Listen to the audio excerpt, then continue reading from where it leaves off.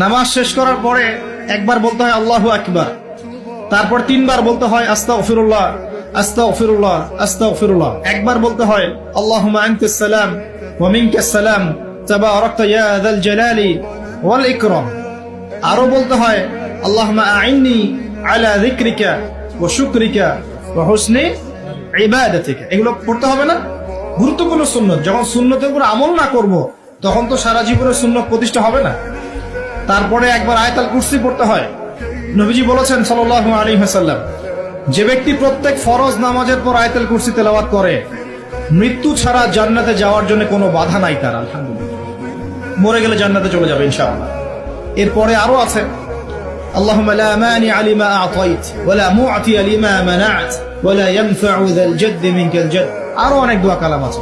33 বার সুবহানাল্লাহ, 33 বার আলহামদুলিল্লাহ, 33 বার আল্লাহু আকবার, তারপর কালিমা শাহাদাত। তারপরে একবার সূরা ফালাক, একবার সূরা নাস, একবার সূরা ইখলাস।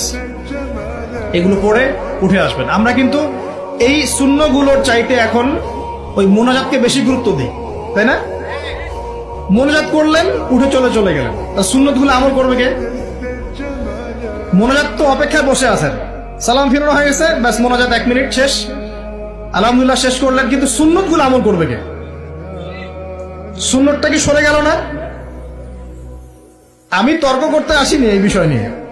করেন বুঝলাম, আপনি করেন, ঠিক আছে করেন, কিন্তু সুন্নত আমলটা করবে কে? এই জিকির আজগার তাসবিহ তাহলিল গুলো কে পড়বে? তাহলে ওগুলো তো পড়তে হবে নাকি? ওগুলো তো পড়তে হবে। তাসবিহ তাহলিল জিকির আজগার শেষ করেন। আল্লাহ পাক তৌফিক এনায়েত করুন। আমিন।